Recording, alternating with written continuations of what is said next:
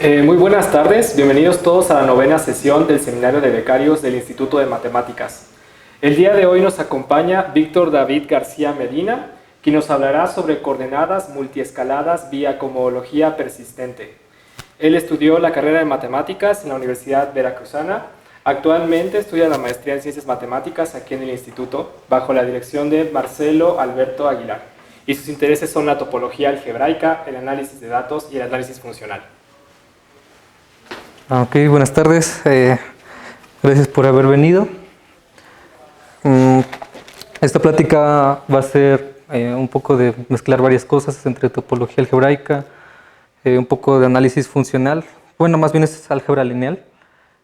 Módulos, pero algo muy simple, módulos con, en lugar de anillos vamos a considerar campos, entonces ya no es un módulo, ya es un espacio vectorial. Y todo esto va dirigido a la intención de poder analizar datos. Entonces, pues como vamos a hablar de matemáticas, vamos a empezar por decir que un conjunto de datos lo vamos a considerar como un conjunto X, generalmente metido dentro de un espacio ambiente M, y M puede ser pues varias cosas. Puede ser un espacio métrico, puede ser una variedad, o puede ser un complejo simplicial.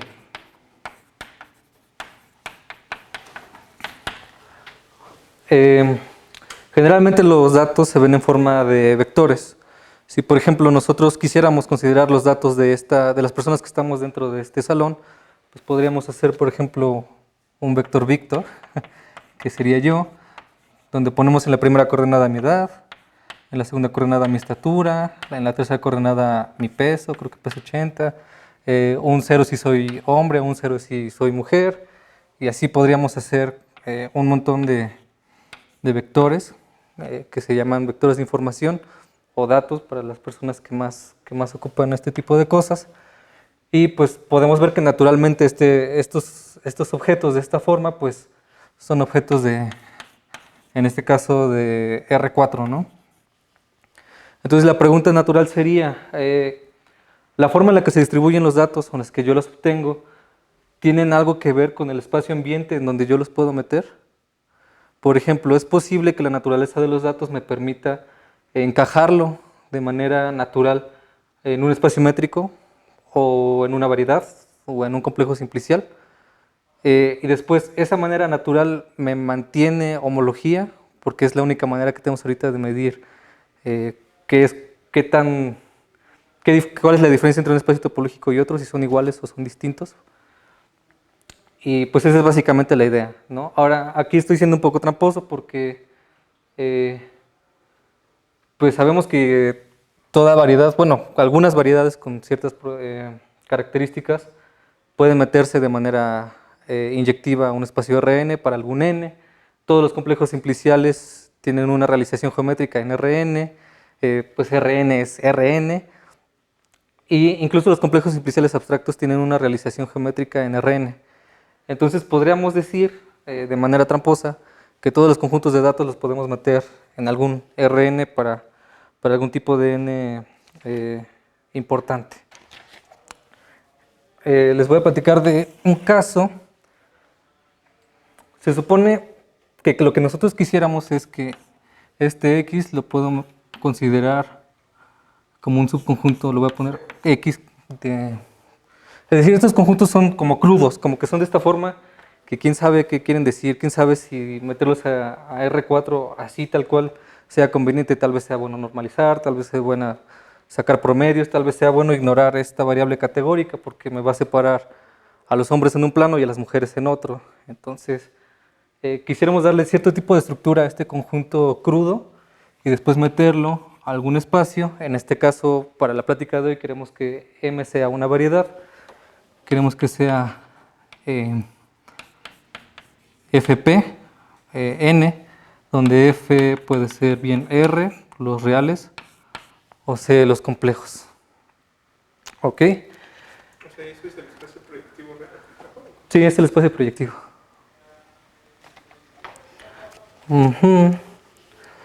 Algunas personas han estado trabajando con conjuntos de datos que representan ciclos Sé que alguien está trabajando de la siguiente manera. Están obteniendo como interpretaciones neuronales de las personas que duermen.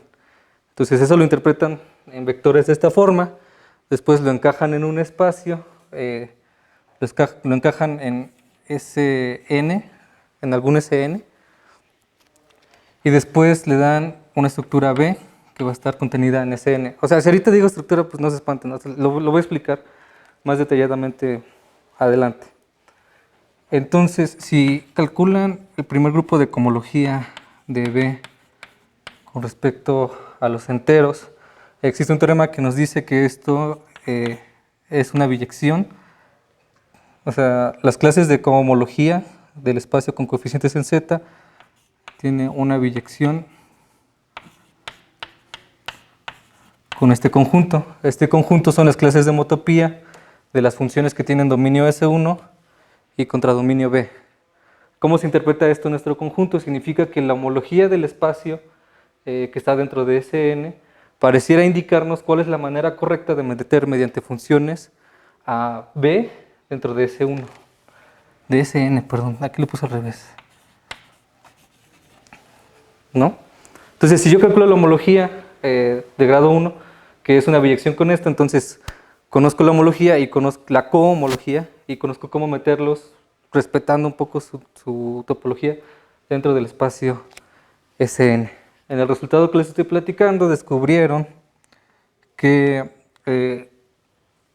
las recepciones que recibieron de las personas que estaban durmiendo se dividían esencialmente en 3 ciclos que se pueden interpretar como las 3 etapas del sueño. Pues cuando apenas estás durmiendo, el sueño duro, cuando difícilmente te despiertas, y la tercera parte del sueño en donde tu cuerpo empieza a despertar de manera gradual. De hecho, se supone que aquí es donde empezamos a soñar. Aquí es donde empezamos a divagar y aquí es donde nuestro cerebro está totalmente dormido. Otro ejemplo que están haciendo, bueno, que se hizo ya y ya pueden buscar ese paper, está de manera gratuita. Un montón de personas en la Universidad de Harvard empezaron a tomar fotos en escala de grises a objetos que estaban a distancia no mayor a 3 metros. Entonces tomaron algunas fotos por decir, esta es una foto, aquí hay una montaña, no sé, aquí hay unas nubes, aquí está el sol muy padre y una persona aquí. El propósito es, ¿cómo le hacemos para que la máquina entienda esta imagen? Entonces queremos enseñarle a la máquina a ver. ¿Cómo lo interpretamos? Bueno, pues las máquinas entienden a una imagen como una matriz enorme. La matriz, pues, del tamaño de la resolución de la imagen. Empezaron a partir la imagen en pequeñas matrices de tamaño 7 por 7. Entonces nuestro conjunto X sería este. El espacio de matrices de tamaño 7 por 7, donde las coordenadas o las entradas están en el intervalo -1, 1, donde -1 es el color negro y 1 es el color blanco. Pero este conjunto es un conjunto pues enorme. Si concatenamos varias matrices y obtenemos una imagen, pues puede ser que no obtengamos una imagen así. Hay imágenes hasta cierto tipo ruidosas, ¿no? Por decir, un montón de puntos así. Pues no es una imagen que una computadora quiera ver, ni siquiera es una imagen de las fotos de las que nosotros queremos. Entonces, dentro de este conjunto, que no es el conjunto de fotos, hay mucho ruido. Y nuestro conjunto de fotos está dentro de este espacio. Después de hacer un montón de procesos estadísticos, se dieron cuenta que las matrices que realmente son las importantes son las matrices como de este estilo. Aquí ya las tengo coloreadas, ¿no? Cada número representa un color y ya una vez que coloreas cada número, pues se ven las matrices de esta forma. Las matrices de esta forma, pues, con una interpretación tiene sentido que sean así. ¿Por qué? Porque el ojo humano y una computadora tendría que distinguir un objeto de otro a través de los contrastes, ¿no? O sea, ¿cómo saben que estoy yo aquí, que me están viendo a mí y no están viendo el pizarrón? Bueno, pues el contraste del color rojo de mi camisa contrasta con el verde. En una escala de grises, pues igual me veo un poco más blanco que es lo que se vería el pizarrón. Entonces, los colores blancos indican sombra, los colores negros implican blanco, los naranjas son el espacio que hay entre una cosa y la otra, porque no lo describe continuamente. Entonces, yo estando aquí, si hay una luz, aquí va a haber una sombra. Entonces, ¿qué percibe? Percibe mi contraste, la sombra y el pizarrón.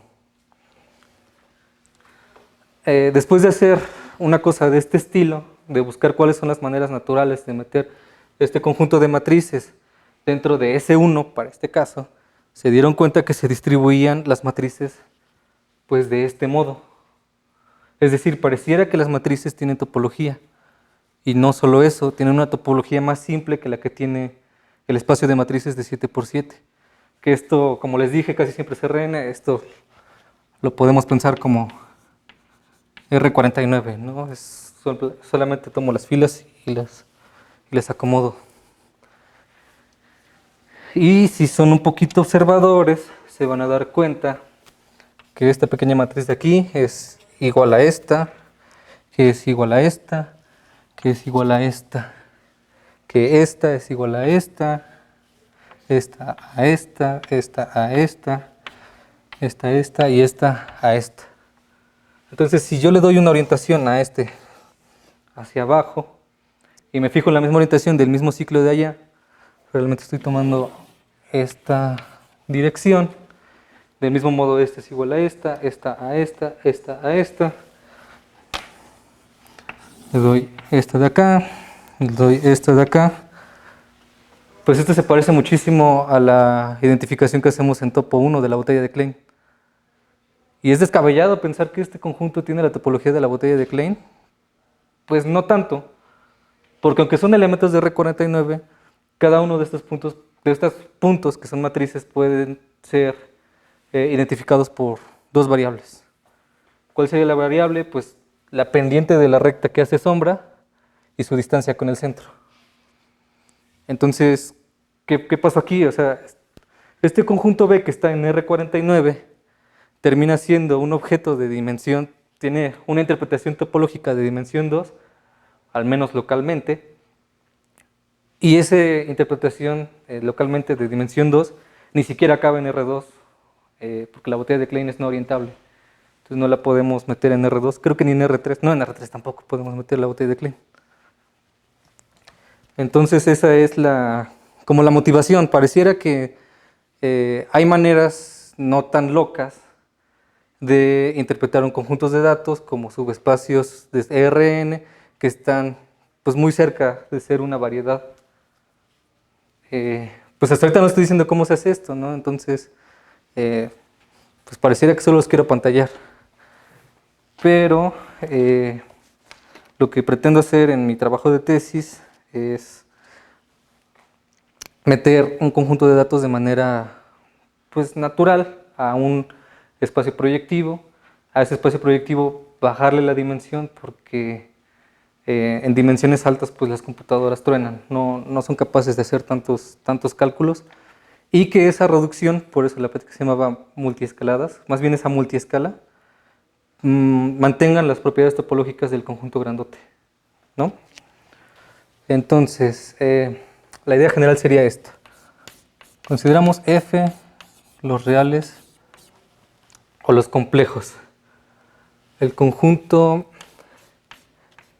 FPK, que es el espacio proyectivo, ya sea real o complejo de dimensión K, puede ser interpretado como el grassmanniano o la grassmanniana de unoplanos, o sea de rectas, en FK más 1. Después, las grassmannianas, o el grassmanniano como lo quieran llamar, tiene un as tautológico, un as vectorial tautológico. De modo que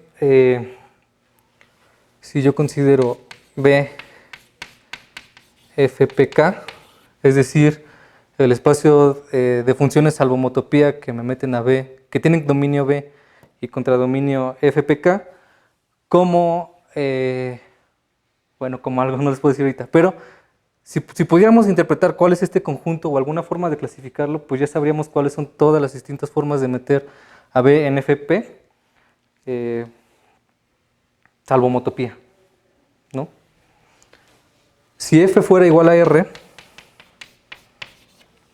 este conjunto se puede describir, más bien está determinado. Este de aquí es determinado por su clase de Stiefel-Whitney, lo voy a poner así, lo voy a llamar W1 en el primer grupo de cohomología de B con coeficientes en Z2. Aquí está lo que les había dicho. Esto debería de ser un módulo y si pongo Z, más bien si pongo aquí un grupo arbitrario, esto tendría que ser un módulo, pero aquí se pone en un campo, entonces esto es un espacio vectorial. No estoy haciendo gran cosa aquí. Y si F fuera C, este es determinado por su clase de Chern, pone así, C, que está en H2, B con coeficientes en Z. Aquí en Z es más sencillo hacer, para los complejos es más sencillo trabajar con Z que con Z2, por algunas cosas de orientación.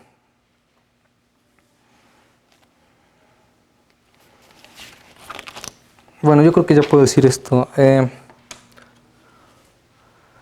Esto es existe una biyección entre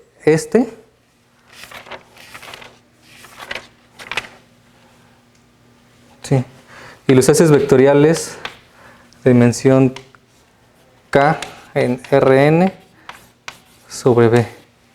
Si no saben qué es un haz vectorial, bueno, pues es aquí donde empieza la plática. Bueno, este es el propósito, ¿no? Tener un subconjunto X de datos, darle algún tipo de topología, alguna estructura topológica y después meterla en algún espacio proyectivo. ¿Cómo vamos a hacer eso? Bueno, pues vamos a conocer las funciones de aquí a acá si conocemos los haces vectoriales que hay sobre B. Bueno, pero no sé si todos aquí saben qué es un haz vectorial, entonces vamos a empezar por definir un haz vectorial.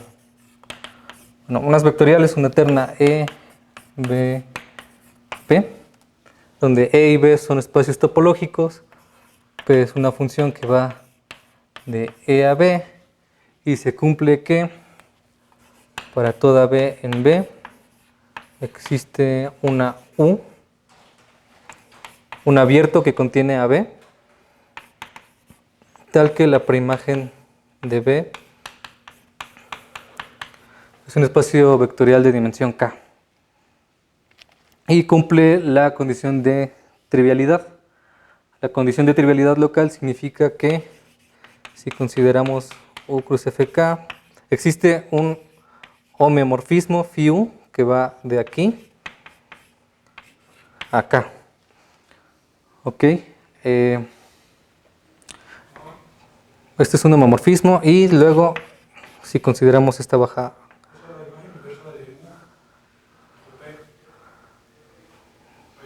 aquí es U, cierto, y aquí la proyección de la primera coordenada y pido que esto sea conmutativo, que este triángulo sea conmutativo. Eso es la definición de haz vectorial. Y de aquí que puedo hacer una pequeña observación. Si nosotros consideramos φ y dejamos fija B cruz FK, entonces esta φ va de B cruz FK, que esencialmente es FK, a la preimagen de B. ¿Qué quiere decir esto? Que un haz vectorial, básicamente un haz vectorial es un haz fibrado con fibra FK, donde cada uno de los homeomorfismos restringidos al punto es un isomorfismo de haces vectoriales, de espacios vectoriales. No hay gran cosa aquí que decir. Y decimos que dos haces son isomorfos.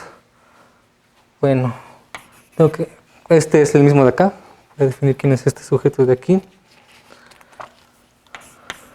E', B, P', otro haz vectorial. Y decimos que este de aquí y este de aquí son isomorfos si existe una T que vaya de E a E', que cumpla la siguiente propiedad. Aquí tengo E', aquí tengo T, esto baja a B porque este es el haz vectorial, aquí también tengo otro, el P', el de aquí, que esto sea conmutativo, es decir, que sea lo mismo bajar así que bajar así. Y también voy a pedirle que T restringido a la preimagen de B, que había dicho que era FK, sea lineal. Pues nada, aquí ya estamos como clasificando, porque si aquí tenemos clases de homotopía de funciones, pues aquí tendríamos que tener cierta equivalencia, porque qué tal que a dos funciones homotópicas le tocan dos haces vectoriales distintos. Bueno, pues tendría que pasar que esos dos haces vectoriales sean isomorfos bajo esta definición de aquí.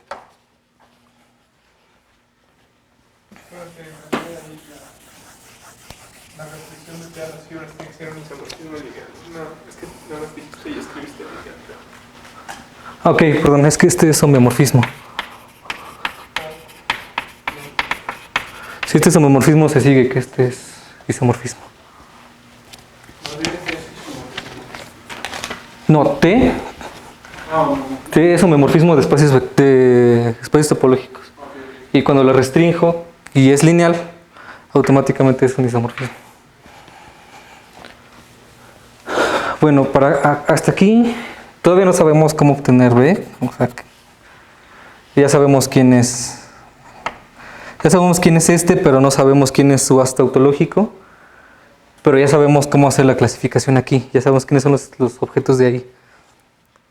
No, objetos no me refiero a categorías. No me vayan a matar por ese comentario.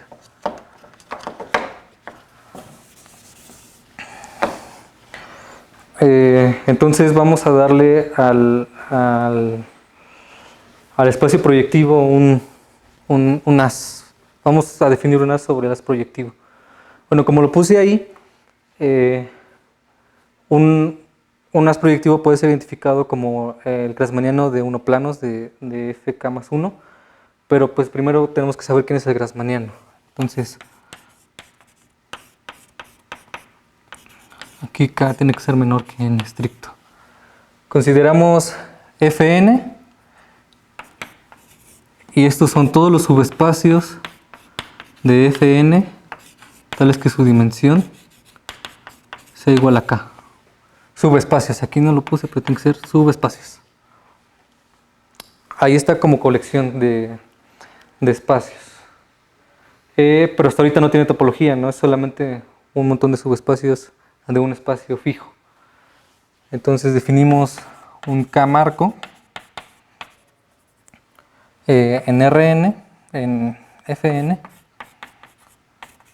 como K vectores linealmente independientes, y ya, o sea, solamente consideramos K elementos linealmente independientes, que eso es un subconjunto abierto de la variedad de Stiefel, no sé si la conozcan, pero esto está definido pues básicamente como el producto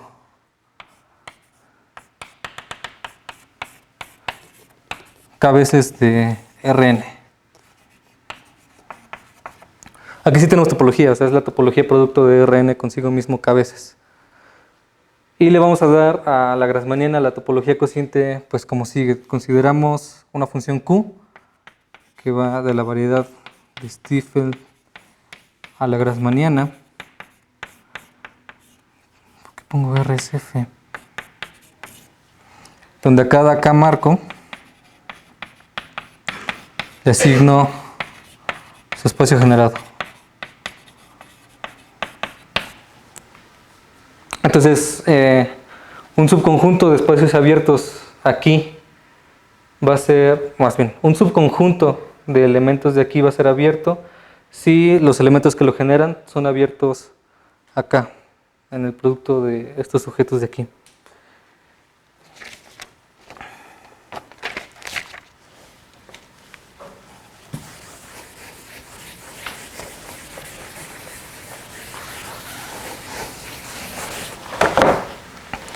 Y definimos unas vectorial sobre él de la siguiente manera, lo voy a denotar así. Este va a ser el as, va a consistir del espacio Kn, la grassmanniana obviamente, P. Entonces, ¿qué necesitamos saber? Necesitamos saber quién es E, o sea, el espacio total de este as vectorial. Lo voy a definir. O sea, la notación es distinta, si lo buscan en la bibliografía la notación es distinta, pero es muy larga, entonces no la voy a ocupar porque me da flojera.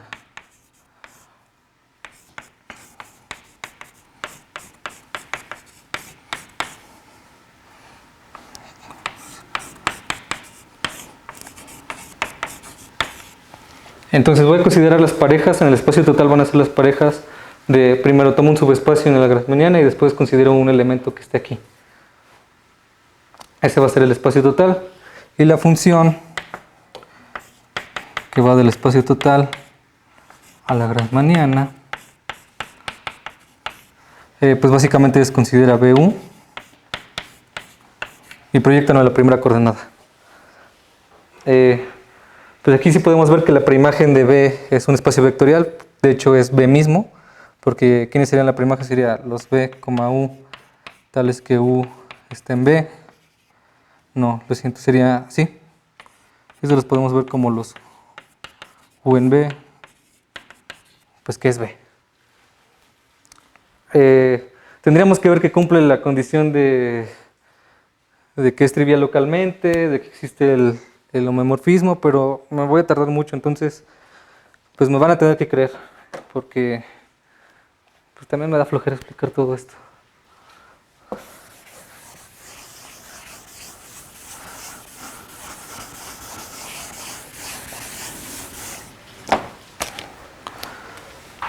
Perfecto, entonces voy a ocupar el siguiente teorema.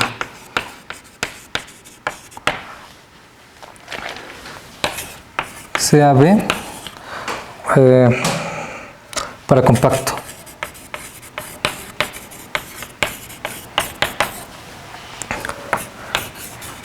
Y chi un as vectorial sobre B. Existe una función continua, no voy a poner así porque depende de I, que va de B a la grassmanniana,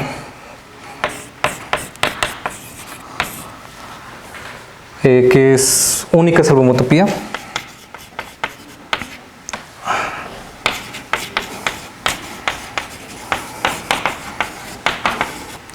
Tal que el pullback de G es isomorfa bajo el criterio de allá a, ¿cómo lo denoto aquí? A F infinito K. Si no saben qué es un pullback, les recuerdo así rápidamente. ¿Qué definición ocupé? Ok, si tenemos B y B', un as vectorial EB sobre P, un as vectorial sobre la B de aquí, y F una función que va de B' a B. Entonces el pullback sería este espacio de aquí, donde estrellas son las parejas B, E, el B' cruz E tales que f de B es igual a P de es decir, que si yo tengo un as vectorial sobre B y una función que va de algún B' a B, entonces puedo construir, o sea, si aquí tengo el as vectorial sobre B y tengo una función aquí, entonces puedo construir un nuevo as vectorial al cual le voy a llamar el pullback y lo voy a construir de esta manera. Solamente, pues, se me hace un poco natural, ¿no? El espacio completo aquí serían estas parejas que cumplan esta condición para que cuando yo los proyecte en la primera coordenada, o sea, este P' de B, E, pues es igual a B. Pues esto también sea un pullback y que esto también sea un as vectorial y que mantenga las condiciones de trivialidad para que esto también sea un as vectorial. También hay que demostrarlo, no es muy difícil. Y lo que me está diciendo este teorema esencialmente es que si tú tienes una función que va de B al grassmanniano, entonces el pullback, considerando el as tautológico que yo acabo de definir sobre grassmanniano, va a ser isomorfo al as vectorial que yo tenga sobre B. Entonces, que en otras palabras, ¿qué quiere decir esto? Pues que hay un isomorfismo entre el conjunto, una biyección entre el espacio de ases vectoriales sobre K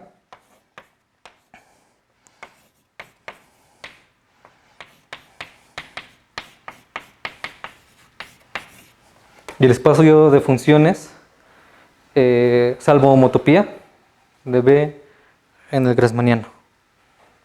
Entonces pareciera que ya solucioné el problema que yo había puesto por aquí. Si encuentro una manera de darle una estructura de espacio vectorial a B, natural, lo que sea que eso signifique, entonces automáticamente voy a tener una manera también natural de meter ese B en el grassmanniano. ¿Y cómo vamos a hacer eso? Bueno, pues ¿qué podemos hacer con espacios topológicos y una computadora? Pues calcularles la homología y la cohomología. De hecho, hay un problema en computación que es, si tú tienes un montón de puntos en un espacio,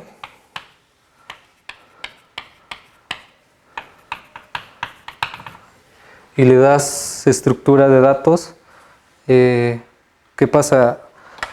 Estos de aquí son un grupo, o sea, estos datos representan al mismo espacio muestral. Son distintos estos a estos porque parece que están muy separados. Y son distintos a estos o a estos. O será que hay uno más grandote que los clasifica a todos.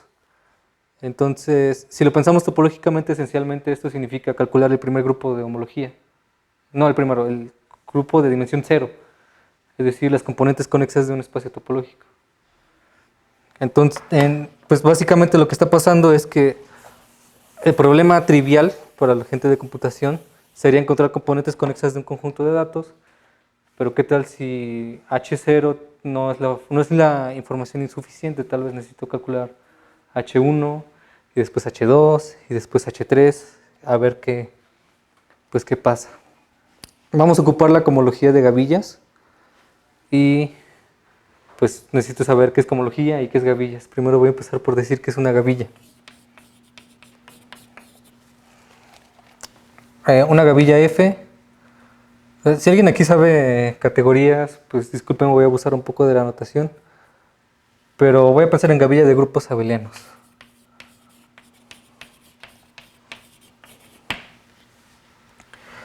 Una gavilla F de grupos abelianos sobre B es un functor contravariante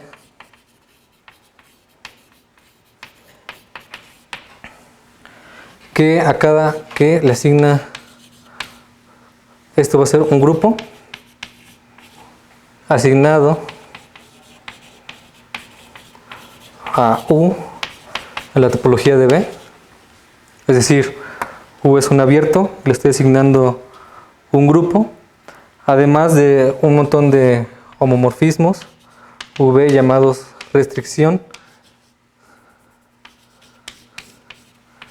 que va del grupo asignado a U al grupo asignado B, siempre que B sea subconjunto de U.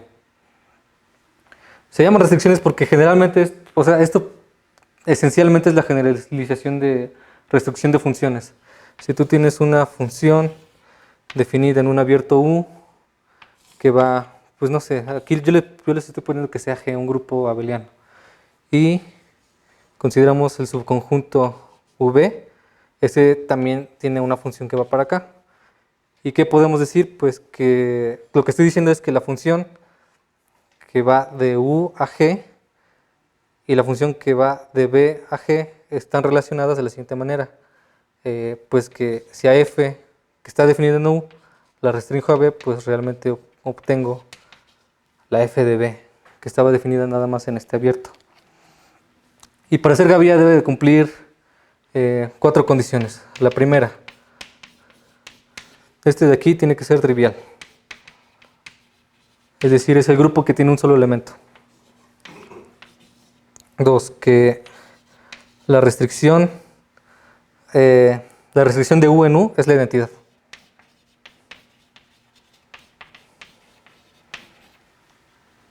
Número 3, que si yo hago la restricción de U en W, esto es lo mismo que restringir de B en W y de U en B, siempre que pase esto.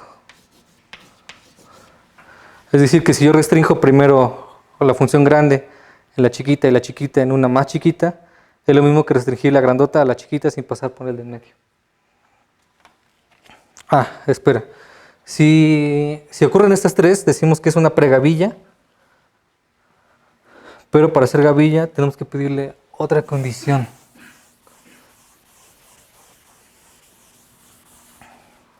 Y la condición es que pegue bien. De hecho se llama la condición del pegado o el axioma del pegado. Si tenemos U en B abierto y UJ cubierta abierta de U, y existen SJs en FUJ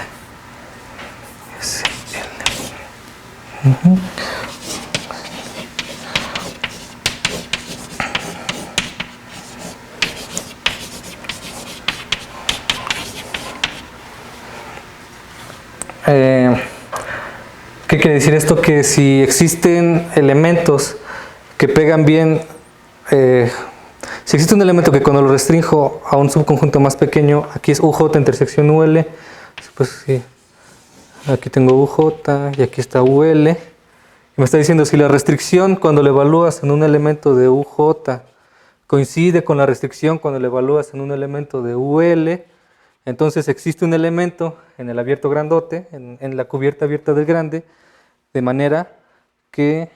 ya que no lo escribí bien. Existe un elemento grande, de manera que coincide aquí en estos dos. O sea, evaluas en uno, coincide con el que lo evaluas en otro, entonces existe uno en grande que coincide con estos dos. Ya no tienes que estar fijándote en el pegado abierto por abierto, existe uno que te los pega completamente bien.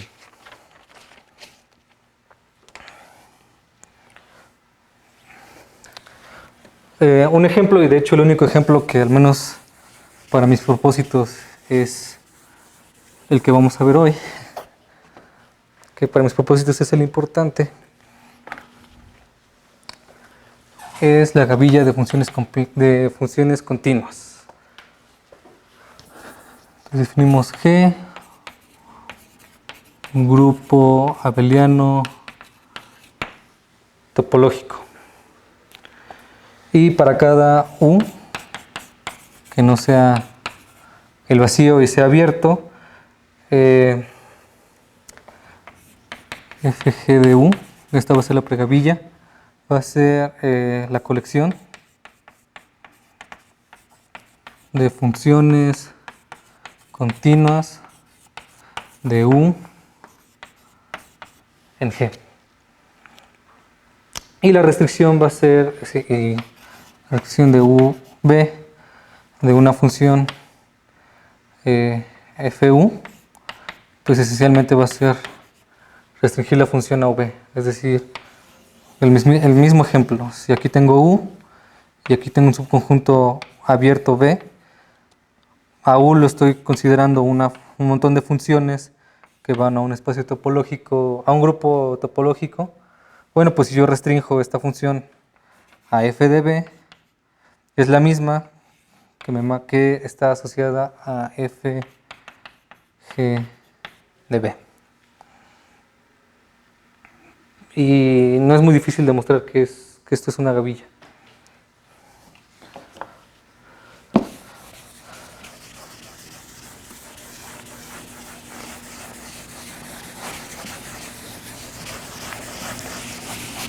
O sea, si es una pregavilla, yo creo que es... Bueno, obviamente tendríamos que definir el eje del vacío como la función constante.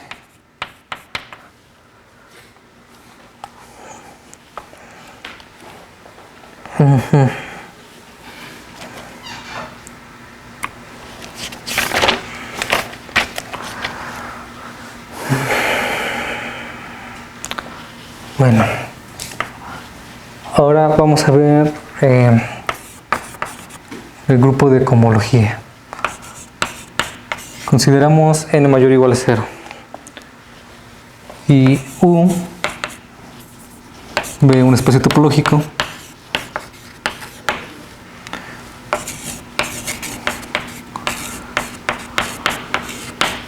y U una cubierta abierta de B y F una gavilla sobre B. La gavilla de funciones constantes o continuas, más bien de funciones continuas, es en la que deberíamos estar pensando. Definimos el grupo de cocadenas de check con respecto a la gavilla F como el producto de estas cosas. J0, JN.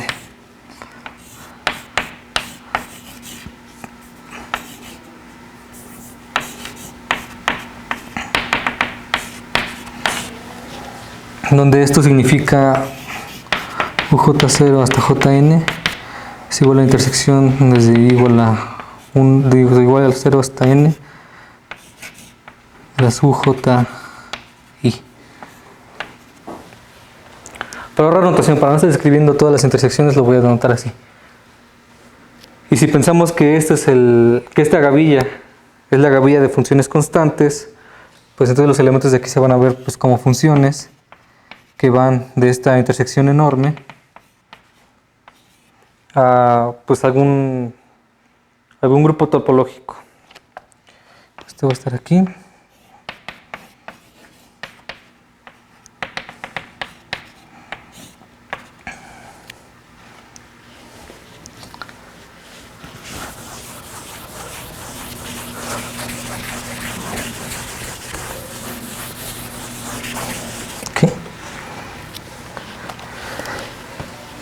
C0 menor o igual que R menor o igual que N. Para pura notación, yo supongo que ya conocen esta notación, que es, si yo escribo esto significa que a la n tupla que tiene a todos estos elementos le quito el elemento JR. No estoy haciendo gran cosa y esto me define un morfismo de la siguiente manera.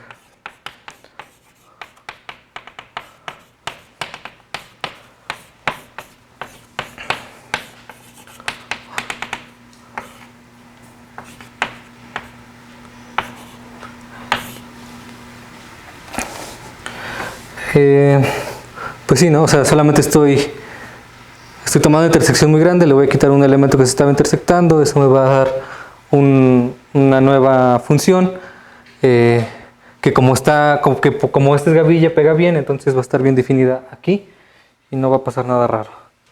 Y definimos el morfismo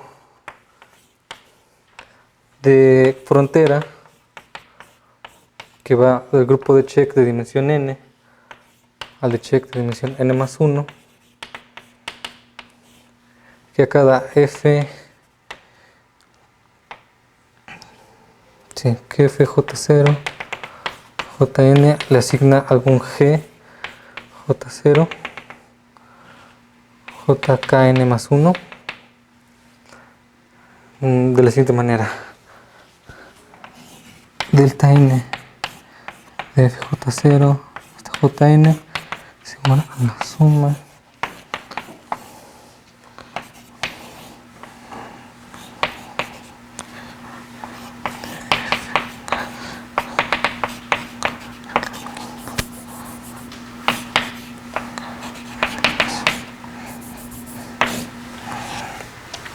¿qué voy a hacer? Primero le quito el primer conjunto que estoy intersectando y le dejo en signo positivo. Después quito el segundo, me da signo negativo, me da una nueva función y se la sumo a la primera. Y así me voy sucesivamente hasta terminar. Esto naturalmente me va a dar una suma de elementos de dimensión n más 1. Y tenemos un morfismo, como ya había dicho, que va de la dimensión n a la dimensión n más 1. Este morfismo de ahí se llama morfismo frontera o cofrontera, que en homología básicamente lo que hace es, si tú tienes por aquí un disco lleno, la cofrontera te lo manda al puro contorno, sin lo que está dentro. Se parece bastante a la homología, y de hecho en términos generales va a ser homología. Esto de aquí cumple la siguiente propiedad: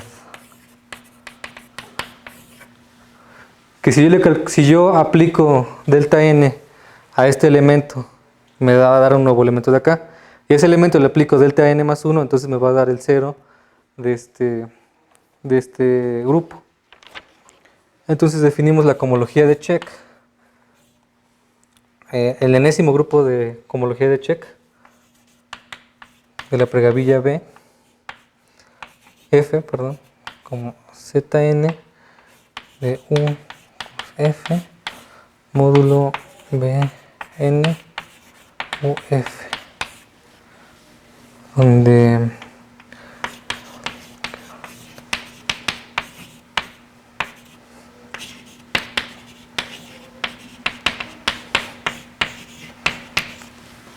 esta condición de aquí me dice que este es subconjunto de este, entonces el kernel, la imagen de delta n más 1 naturalmente va a estar en el kernel de delta n, por lo tanto este está contenido en este. Ambos son grupos, tiene sentido hablar del cociente de grupos, que si consideráramos f, las funciones continuas, al grupo Z2, esto se convierte en un espacio vectorial, esto se convierte en un subespacio vectorial, esto es un espacio vectorial. En general para ZP, pero se ocupa Z2 porque Z2 es como lo más natural para una computadora. Las computadoras funcionan con ceros y unos, pues, que es más 0 y 1 que Z2.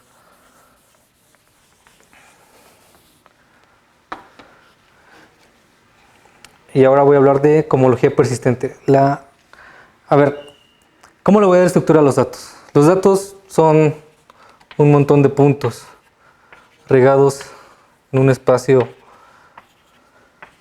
Rn. Vamos a suponer ahorita que están en R2.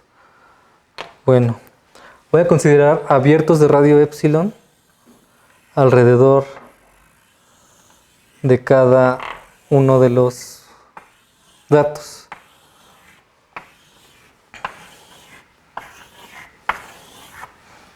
Voy a poner aquí 3 muy pegados.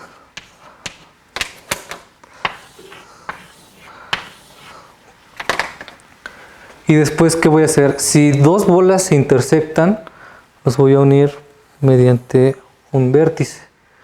Estos dos, si se tocan, esto no se toca, estos dos se tocan, estos dos se tocan, estos dos no. Aquí se tocan tres. Este se toca con este con este y este con este. Y como los tres abiertos se intersectan en medio, voy a rellenar el triángulo. Este objeto de aquí es un complejo simplicial. A este ya le podemos aplicar homología y cohomología. Pero la pregunta sería, ¿cuáles son los abiertos que me describen de manera óptima la topología del espacio? Pues quién sabe, realmente lo que se hace en estos casos es considerar varios valores de epsilon, tomar un epsilon primero muy pequeño, después hacerlo crecer de manera continua, y así se obtienen distintos tipos de espacios. Por ejemplo,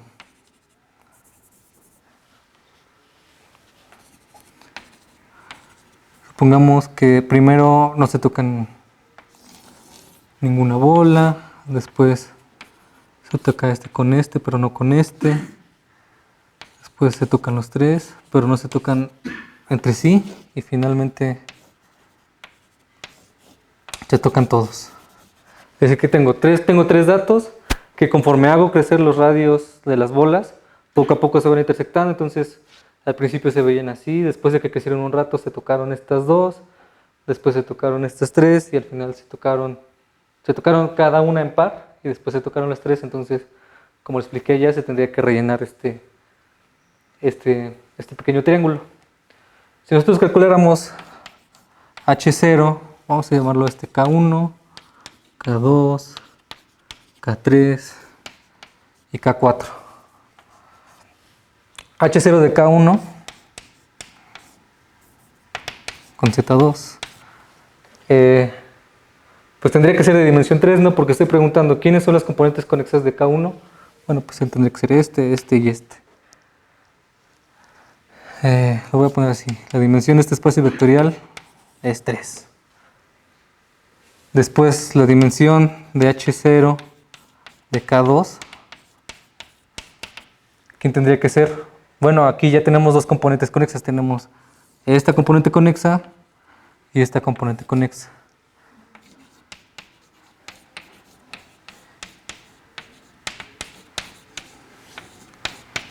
Y la siguiente, para n mayor o igual que 3, pues ya tendría que ser 1 porque solamente es una componente conexa y aquí solamente es una componente conexa. Ahora, ¿qué pasa si calculamos la dimensión 1? Bueno, pues aquí no hay ciclo, o sea, la dimensión 1, como les había dicho, mide ciclos. Mide cuántos ciclos hay, quién es frontera de quién, y así. En este caso, pues aquí no hay ciclos, entonces la dimensión del primer grupo de homología tendría que ser 0, porque no hay ciclos. Aquí tampoco hay ciclos.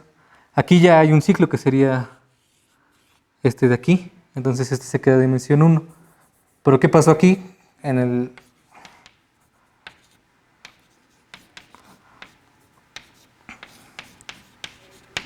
Aquí volvió a ser 0, porque aquí ya no hay ciclos, aquí se cerró este pequeño ciclo de aquí, o sea, ya no hay generadores para el grupo de cohomología.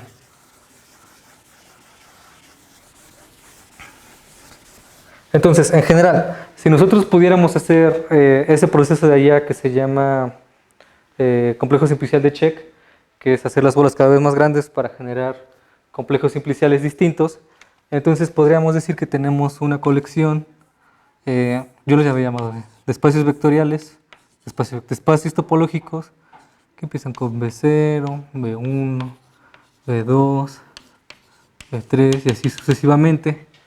Y si nos damos cuenta que está pasando, este lo puedo incluir aquí, este aquí y este aquí.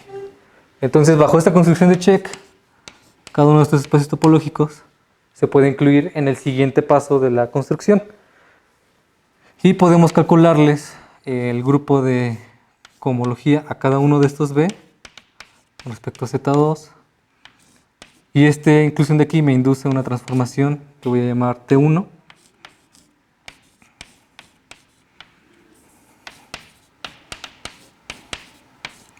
Y a su vez, esta me manda, o sea, ya esta inclusión de aquí me da esta. Esta inclusión de acá me va a dar una nueva función que va a ser T2, DHP, AB2, Z2 y así sucesivamente. ¿Qué está pasando con esta función? Al menos en este caso. Aquí había 3 componentes conexas que después se volvieron en 2. Es decir, ¿qué pasó aquí? Aquí un elemento de aquí que era distinto de 0, ¿qué? Un lambda distinto de 0, bajo T1, se volvió 0. Y aquí después otro elemento que no era el trivial, cuando lo mandé acá, entonces aquí había otro lambda 2 distinto de 0, que lo mandé aquí, que también fue distinto de 0, pero cuando lo volví a mandar con T2,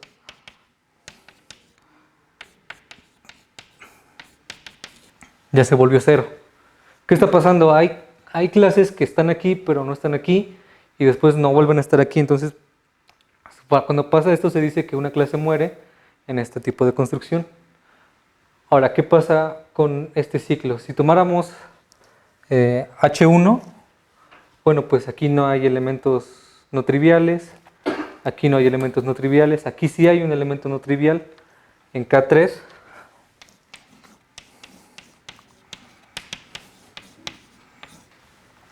¿Qué se volvió trivial en este paso?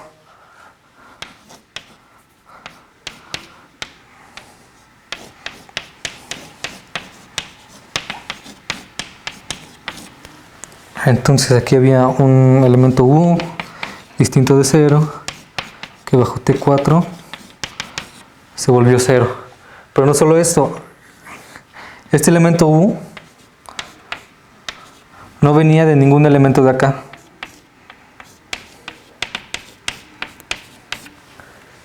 Es decir, U no existe un elemento V en T1 de K2 Z2 al que T2 de W fuera igual a U.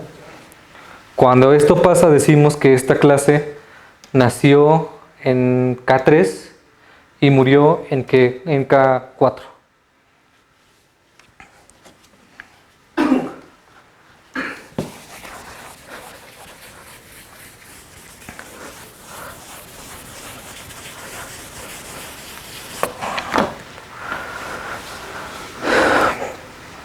Esto se puede ver gráficamente así. Si calculamos H0 y aquí tenemos los intervalos de tiempo, por ejemplo 0, 1, 2, 3 y 4. ¿Qué pasó? En H0 había 3 componentes conexas.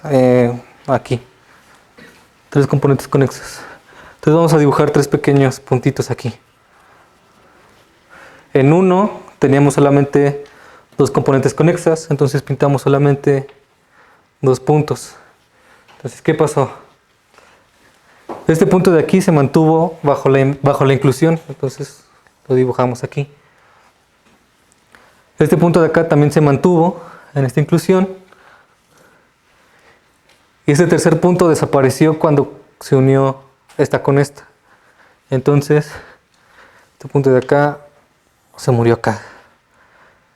Después, en este tiempo, ¿qué pasó? Se mantuvo esta, pero esta se murió en cuanto se unió a este de aquí. Entonces en K3 ya nada más tenemos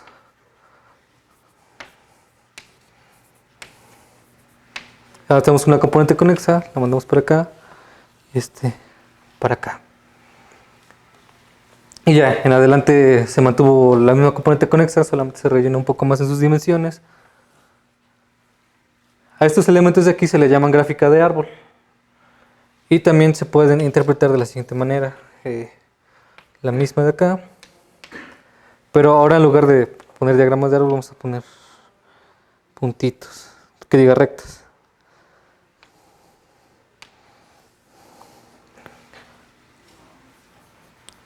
Este de aquí se llama gráfica de árbol. Este de aquí se llama código de barras.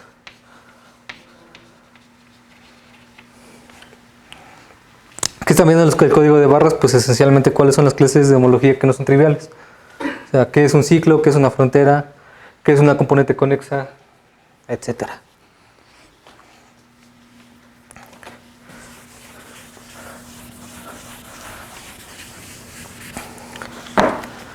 Bueno, si nosotros pudiéramos hacer estas calculaciones, estos cálculos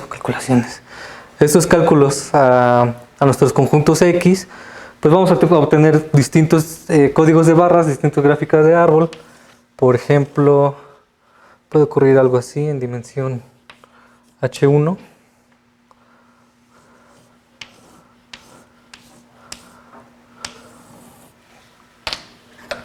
Aquí están los intervalos de tiempo en los que se hizo la medición, epsilon 0, H1 de B. Entonces, ¿qué estoy queriendo decir? Que tengo un conjunto de datos, le hice un montón de experimentos tratando de darle un sentido topológico. Supongamos que nuestros puntos están en R3. ¿Qué nos estaría diciendo este código de barras? Nos estaría diciendo que al principio se hicieron un montón de ciclos, pero que poco a poco fueron muriendo, es decir,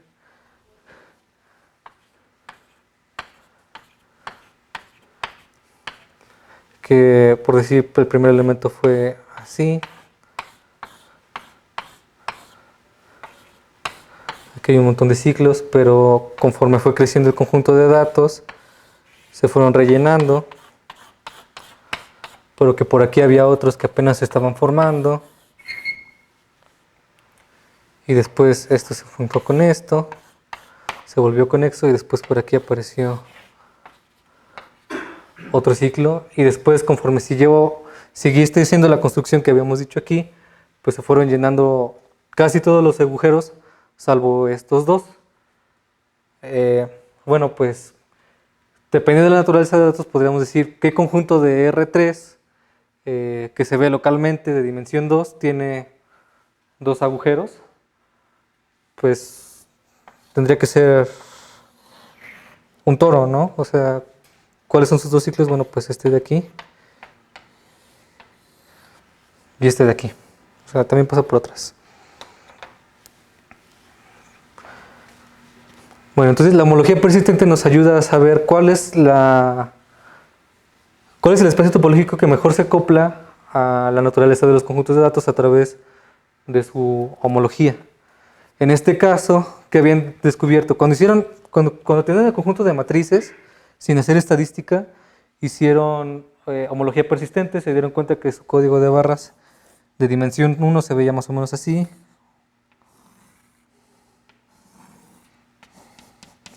Que había un montón de ruido. Entonces dicen, ¿qué está pasando? Tenemos un subconjunto de R49 que localmente se ve como R2 y que tiene 3 ciclos no contraíbles. Además que estadísticamente cumplen esta condición, pues ¿cuál es el mejor modelo? Tendría que ser la botella de Klein, ¿no? Con todo, pues por eso, ¿no? O sea, tenemos 3 ciclos no contraíbles, aquí hay algunos contraíbles que serían los que están por aquí en medio, por aquí así, pero estos de acá no. Porque incluso si hubiera salido nada más así,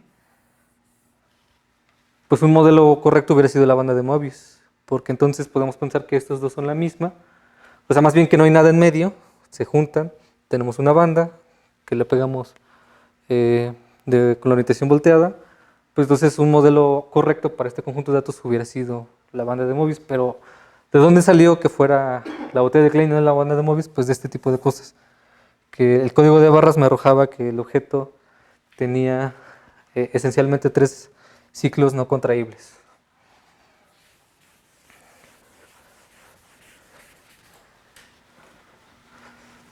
Y bueno, no sé cuánto tiempo me queda. Perdón. Pues bueno, les quedo de ver la forma la forma canónica de meter estos conjuntos en un proyectivo. Pero sería todo.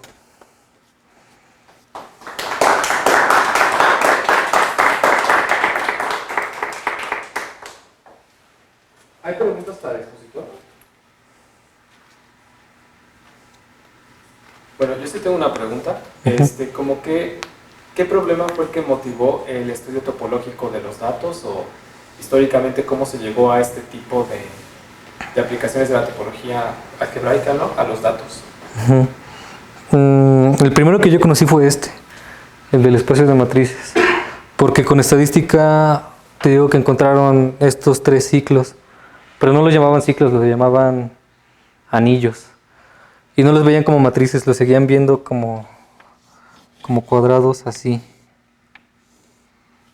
O sea, se veían así, ¿no? Pero esto no necesariamente era una matriz de 7×7, era una matriz sin estructura que se acoplaba a un anillo más o menos así. Entonces, todo lo que estuviera dentro de este círculo tenía que tener esta forma. Fuera una matriz de 7×7, de 2×2, incluso aunque fuera muy delgadito el espacio entre lo blanco y lo negro, lo consideraban dentro de esta cosa. Y ese es el primer problema que conozco. Había otro problema donde acomodaban datos de este estilo, hombres contra mujeres, y querían deducir a partir de los datos de aquí, si eras un 0 o un 1, o sea, un hombre o una mujer. Entonces, tomaron las 2 capas, las compactaron en una sola, y después hicieron homología persistente de dimensión 0, y resulta que todo se separaba pues bastante bien en 2 conjuntos. Y uno era hombres y otro era mujeres, y pues también había algunos casos extremos, ¿no? Hay mujeres muy altas y hombres muy chaparros. Esos son los 2 problemas que yo conozco. ¿Y en qué artículo podemos ver este análisis de las matrices? Sí.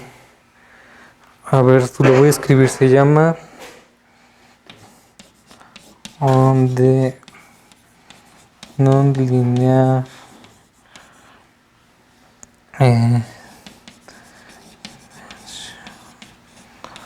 on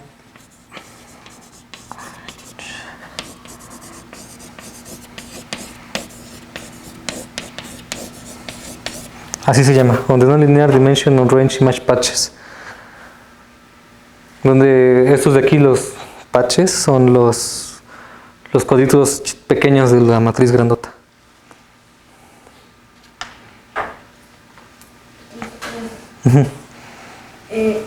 Tú hablabas del mejor espacio topológico para la estructura de los datos. Esto de mejor también me garantiza el mejor epsilon para hacer estos intersecciones entre las dos bolitas que concentran los datos. Ajá. Es que esa es como la idea intuitiva, ¿no? Es cuál es el epsilon que mejor describe. Ajá. Es por eso que se hace esta idea de hacer más grande el epsilon y más grande y más grande. Por supuesto, al principio empiezas con muchísimas clases y al final terminas con una sola, ¿no? Porque como es un conjunto finito, eventualmente todos los epsilons se van a tocar entre sí.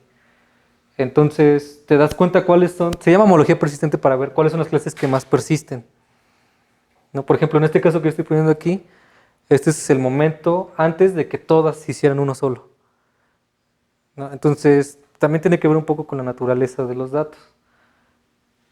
Aquí hay un ejemplo, ¿no? La dona pudiera tener este código de barras por sus 2 ciclos. Pero esta triangulación de aquí también tiene 2 ciclos y para nada se ve como una dona, ¿no? Entonces hay que saber cuál es el ciclo. Solamente tienes que saber cuáles son ciclos y conocer la naturaleza de los datos para ver si los puedes meter a un espacio adecuado. Aquí se les ocurrió que pudiera ser la botella de Klein porque es localmente de dimensión 2. Y estas matrices, pues solamente necesitas 2 coordenadas para clasificarlas, ¿no? El ángulo de la recta y la distancia que tienen con el centro de la matriz. O sea, la lección te la va a dar la naturaleza y el código de barras. Con el código de barras puedo saber cuántos ciclos necesito antes de que muera en una sola componente conexa. Tendrías que comparar el código de barras de dimensión 0 y el de dimensión 1. Pero sí se puede. Si las sobrepones una con otra, que yo creo que puedes ver cosas interesantes. Supongo que sí se puede hacer así, ¿no? O sea, qué ciclo es muy grandote y qué ciclo es muy pequeño. Porque los ciclos pequeños van a desaparecer súper rápido y los grandes se van a mantener. Incluso si hay uno grande hecho de muchos chiquitos, se va a mantener aunque los chiquitos desaparezcan. ¿No? O sea, si ocurre algo más o menos así.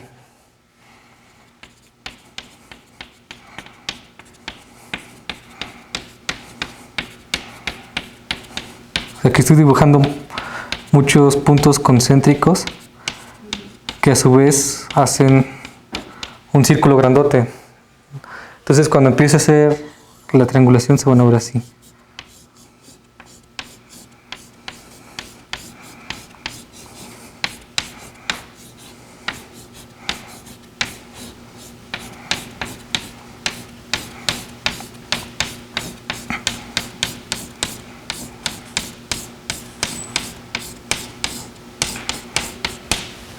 Aquí hay un montón de ciclos, ¿no? Hay pues un montón, pero conforme empiezas a crecer epsilon, se van a empezar a rellenar algunos de aquí, y este que está chiquito se va a rellenar rápido, estos de aquí, estos de aquí, se va a empezar a colorear todo, ¿no? Entonces,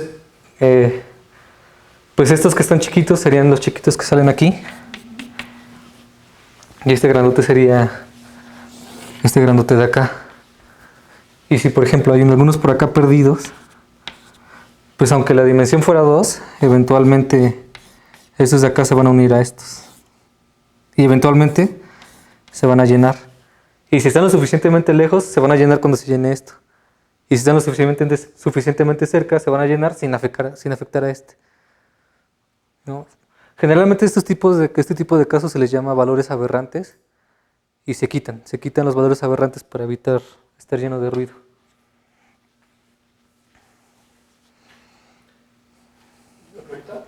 Y, o sea, por ejemplo, ¿cuál es como la ventaja de este método sobre, digamos, el método estrés? Porque, digamos, en el fondo, pues, tú dices, pues quiero aproximar mis datos con una variedad, ¿no? Pero, sí, en dimensión 2, pues sí sabes cuáles son las variedades, ¿no? Pero pues, después de dimensión 2, pues no. Ok. Calcular, por ejemplo, la distancia entre dos elementos de aquí como elementos de R49 para una computadora no es muy difícil, pero es difícil. Más costoso que hacerlo. Es más costoso que hacerlo sobre dimensión 2. O sea, ¿no? pero es que más bien la pregunta es, o sea, esto solo se vuelve relevante si lo que te sale tiene algo más dimensión 2, ¿no? Porque si pues, te sale una cosa de dimensión 5... No, porque sí existe, o sea, conocemos las distancias geodésicas en variedades de dimensiones altas. Ah, sí, conocemos eso. ¿Sí? O bueno, al menos las que están ocupando en los artículos son muy simples. Hay variedades canónicas, pero, o sea, es que aquí el problema se ve como más general, ¿no? Porque es como, pues, a ver, incluso es todavía más difícil que algo geométrico, ¿no? Es como, te doy una cierta cohomología prescrita y entonces dame una variedad que tenga esa cohomología. Pues eso no necesariamente se parece. No, bueno, es que esto es un modelo, no estoy describiendo tal cual la naturaleza de un conjunto. No, más bien los estoy metiendo a uno que ya conozco y ver qué puedo obtener de ahí. Incluso hay algunas inclusiones a RP26 que se reducen a RP15 y RP15 es más fácil. Sí, no es tan fácil, pero es más fácil.